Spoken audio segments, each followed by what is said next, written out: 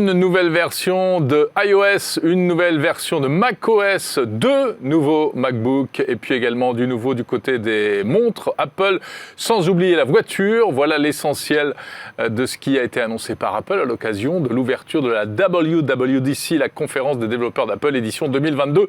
C'était ce 6 juin et vous avez pu le vivre en live sur notre chaîne. Alors on va détailler un petit peu tout cela.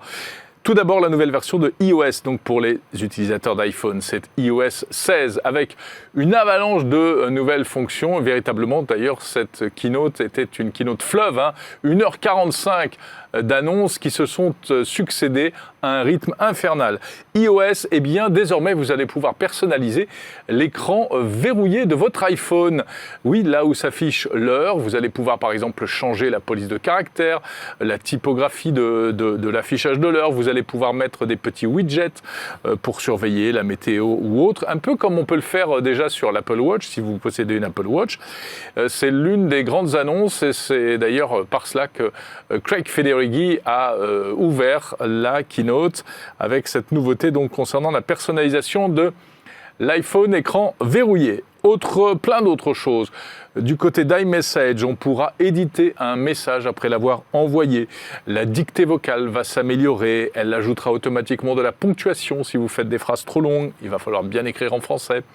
Du côté du wallet, le portefeuille électronique de l'iPhone. Si vous l'utilisez, ça c'est surtout aux États-Unis, pour déverrouiller une voiture ou une chambre d'hôtel avec une clé électronique, on pourra partager ces clés via le wallet. Apple Pay, le système de paiement d'Apple, va permettre plus facilement encore de payer d'iPhone à iPhone et même à partir d'une carte bancaire en NFC directement en la posant sur son iPhone. Et puis ça, c'est une annonce évidemment qui n'est pas tombée dans l'oreille d'un sourd, ou en tout cas qui sera très intéressante pour les observateurs de la vie économique et financière. Apple va proposer des paiements échelonnés. Alors on ne sait pas encore sur quelle plateforme et dans quelles conditions exactement, mais c'est un pas de plus vers le monde de la finance et de la banque. Est-ce qu'Apple un jour proposera véritablement du crédit, de l'assurance? On verra bien, on n'en est pas là pour l'instant. Toujours à l'intérieur de iOS 16, donc à l'intérieur de l'iPhone, l'application Maps va s'améliorer. Bon, ça, elle peut, parce que malheureusement, elle est quand même toujours à la traîne par rapport à Google Maps, et notamment avec des améliorations que l'on pourra voir ici en France, qui n'était pas le cas des précédentes améliorations, comme de la 3D. Regardez ce magnifique. Alors je ne sais pas ce que c'est, mais ça je crois que c'est pas en France, très clairement, mais on aura le même type de rendu 3D pour des bâtiments. Là en l'occurrence évidemment c'est Las Vegas, donc ça s'y prête, ça se prête à toutes les exubérances. Qu'est-ce qu'on aura d'autre dans Maps en France? Eh bien les pistes cyclables qui devraient arriver, c'est une promesse, ça fait un moment qu'on nous le promet, ça fonctionne toujours pas. Bon voilà. Beaucoup de nouvelles fonctions, tout cela avec des API, c'est-à-dire ces bouts de logiciels qui vont permettre à des développeurs tiers de customiser encore plus l'expérience, de développer des services véritablement pour tirer parti de ces nouveautés sur iPhone. Un petit mot de watchOS, le système d'exploitation des montres. On entre dans la version 9. Qui nous permettra de bénéficier de nouvelles personnalisations sur l'Apple Watch.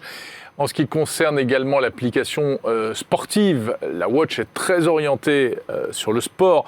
Et bien de nouvelles mesures pour la course à pied. Votre Apple Watch sera capable d'analyser votre oscillation verticale. Vous vous demandez ce que c'est? Eh bien en fait, c'est lorsque vous courez, ce sont les mouvements que vous faites de bas en haut et qui peuvent avoir dans certains cas leur importance.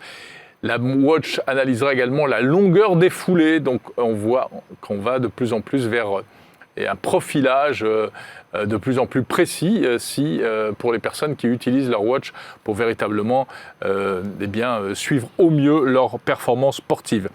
En matière de santé également, la Watch est un compagnon de santé historiquement très important. Eh bien, il y aura un système pour le rappel des médicaments, si on doit prendre régulièrement des médicaments. Alors, on pouvait déjà se programmer facilement des rappels, mais là, on pourra faire ça médicament par médicament, avec des petites couleurs pour personnaliser, et puis surtout un système intelligent, a priori capable d'analyser les problèmes d'interaction si vous vous apprêtez à prendre deux médicaments qui ne vont pas ensemble et qui peuvent provoquer des effets des effets dangereux même, la montre sera capable de vous le dire. Donc la watch peut être demain meilleur ami des pharmaciens et puis des malades aussi, de toute façon. Alors, ça c'est pour la partie logicielle. Si on parle de logiciel encore, eh bien il faut dire un mot du nouveau Mac OS, le nouvel OS pour les ordinateurs Apple. C'est le Mac OS 13 qui s'appelle désormais Ventura.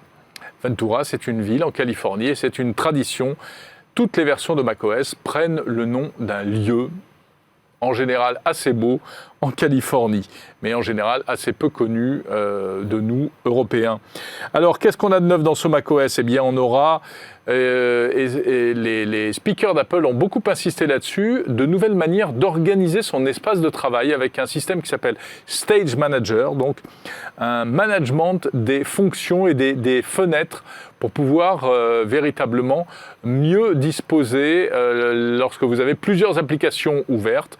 Vous aurez votre application principale, par exemple, et puis les applications secondaires qui sont également ouvertes sur votre ordinateur, mais que vous n'utilisez pas exactement au même moment. Vous pourrez plus facilement les ranger, les faire mieux les manager pour avoir une vision et avoir un bureau un peu plus propre en fait sur votre écran de Mac. À noter que cette fonction arrivera également sur iPad. Spotlight, le moteur de recherche de macOS va s'améliorer. On pourra rechercher du texte dans des photos directement à partir de Spotlight. Mail, l'application de messagerie d'Apple, va également s'améliorer avec des tas de petites choses nouvelles, comme par exemple la possibilité d'annuler un mail après l'avoir envoyé. Ça peut rendre service parfois. Et un système de recherche également amélioré. Safari, le navigateur de la marque à la pomme, va s'enrichir d'une fonction très intéressante en matière de mots de passe pour se protéger contre le phishing. Vous savez, le phishing, c'est ce type d'arnaque qui a tendance à vous envoyer sur de faux sites web. Et bien là, grosso modo, avec le système baptisé Passkey, qui sera lié à la biométrie, donc à l'identification par Face ID. Ce système sera capable de reconnaître si vous n'êtes pas sur le site officiel de votre banque ou d'une administration quelconque et que donc il ne faut pas donner votre mot de passe. Le système sera capable, a priori, de ce qu'on a pu en comprendre, de bloquer, d'éviter que vous ne divulguiez par inadvertance votre mot de passe. Alors, on va revenir ensuite sur la partie un peu plus hardware, car, eh bien oui, même si la keynote WWDC traditionnellement c'est du software, puisque ça s'adresse aux développeurs, il y a quand même eu deux annonces produits. Deux annonces du côté de Mac, un nouveau MacBook Air et un nouveau MacBook Pro, qui ont une particularité tous les deux. Ils intègrent une nouvelle puce, en fait. Vous connaissez la puce M1, eh bien voici très logiquement la puce M2. Donc, c'est également ce qu'on appelle de l'Apple Silicon, donc un processeur designé, conçu par Apple, que l'on va trouver dans ces deux nouveaux ordinateurs. Alors le MacBook Air, un petit mot à propos de ce nouvel ordi. Vous savez, c'est l'ordi super fin, super léger, mais il va être très logiquement encore plus léger, encore plus fin. 22% plus compact, il ne pèsera que 1,22 kg, c'est quasiment, cela dit, le poids du MacBook Air actuel. Un écran de 13,6 pouces, très légèrement plus grand, mais vraiment un chouïa, 3 fois rien. Un notch, la petite encoche en haut pour mettre la caméra, et ce qui permet à l'affichage d'occuper au maximum la place sur l'écran, et surtout et puis le MagSafe également, comme ça existe déjà sur les nouveaux MacBook Pro, donc le connecteur d'alimentation aimanté. Et surtout, j'ai gardé le meilleur pour la fin concernant ce MacBook Air, vous l'avez peut-être aperçu dans les images qui défilent, eh bien un nouveau design, puisque on perd ce côté un peu effilé et on va vers quelque chose qui ressemble un peu plus à l'actuel MacBook Pro, aux actuels MacBook Pro, enfin aux plus récents, et même aux iPad Pro, donc un peu plus carré, mais malgré tout très élégant et ultra fin. Ça, c'est donc pour le MacBook Air qui va sortir en juillet prochain. Les prix en euros, ça démarre à 1 499 € et ça montera jusqu'à 1 899 € pour les MacBook Air. L'autre ordi dévoilé à l'occasion de cette keynote, c'est un MacBook Pro, un nouveau MacBook Pro qui vient enrichir la gamme. Il y en a déjà deux, il y a un 14 pouces et un 16 pouces. Désormais, on aura en plus un 13 pouces qui sera lui aussi équipé de cette fameuse puce M2. C'est la principale caractéristique, donc nouvelle taille d'écran et nouveau processeur. Les autres, évidemment, restent disponibles, puisqu'ils sont un peu différents, ils sont plus grands, puis ils ne sont pas très vieux surtout. Celui-ci, ce nouveau MacBook Pro 13 pouces sera proposé, le prix, ce sera entre 1599 et 1829 €. Et ce sera disponible également en juillet. Qu'est-ce que j'ai oublié ? J'ai oublié deux choses importantes. Apple a montré deux petites choses assez étonnantes. Alors d'abord, la possibilité d'utiliser son iPhone comme webcam de l'iPad. De l'iPad ou, non, plutôt du Mac exactement.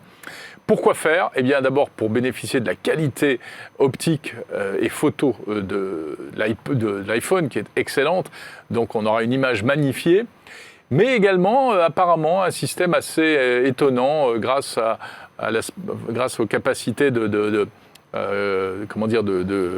très grand angle de l'iPhone. Je ne sais plus où j'en suis entre les iPhone, iPad et MacBook.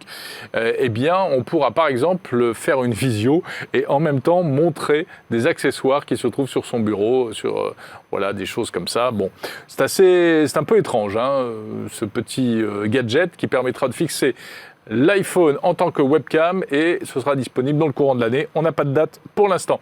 Deuxième chose importante, Apple a fait des annonces concernant la voiture. Alors, on connaît déjà CarPlay, qui est le software pour l'écran de divertissement sur les voitures. Vous entrez dans votre voiture, si vous avez un iPhone, tac, branché, ou même désormais en Bluetooth, vous pouvez retrouver des applis de votre iPhone, pas toutes, mais sur l'écran de votre voiture. Là, ça va encore plus loin, puisqu'ils sont en train carrément de préparer, peut-être le tableau de bord du futur, un système logiciel qui sera capable de s'interfacer avec des fonctions du véhicule au-delà du divertissement, typiquement la ventilation, la vitesse de la voiture. On peut imaginer aussi des choses comme la pression des pneus, des choses comme ça. Et ça, on sent que c'est une réponse directe à ce que propose Apple avec Android Automotive ou Google Automotive, qui est en fait une couche logicielle destinée aux constructeurs automobiles pour leur offrir une nouvelle dimension, mais vraiment intégrée encore plus dans le véhicule, puisque ça pourrait être intégré potentiellement au niveau du tableau de bord. Alors on sent que c'est le début d'une histoire, on n'a pas beaucoup plus d'infos, mais c'est quand même assez intéressant. Allez, on va terminer vite fait par le dernier OS qui a été dévoilé, c'est iPadOS, tout simplement, pour l'iPad. Alors, rien de spectaculaire, mais quand même pas mal de choses, puisqu'il y a plein de fonctions que j'évoquais à l'instant qui seront disponibles sur macOS et qu'on retrouvera sur iPadOS, comme par exemple la fonction de réorganisation de ces fenêtres pour travailler, et puis un mode collaboratif pour le travail qui sera, pour le travail ou autre chose d'ailleurs, mais qui sera encore plus évolué. On pourra faire des conférences en visio via FaceTime à plusieurs et en même temps travailler sur des documents de manière partagée et même travailler sur des dessins, sur des plans, sur tout ce qui nécessite par exemple l'usage du pencil, donc des petits dessins, des post-it, des choses comme ça. Voilà. Et puis on retrouvera également la fonction passkey pour se protéger contre le phishing. Je pense que je vous ai tout dit, mais vous le voyez et vous l'avez entendu, énormément d'annonces. Alors ce sont des tas de petites fonctions qui n'intéresseront pas forcément tous les utilisateurs, mais en tout cas c'est vraiment une bonne grosse mouture, on peut dire, de cette conférence WWDC d'Apple. Voilà, écoutez, d'ici là, de toute façon, vous retrouverez, on aura l'occasion évidemment d'en reparler dans nos prochaines émissions.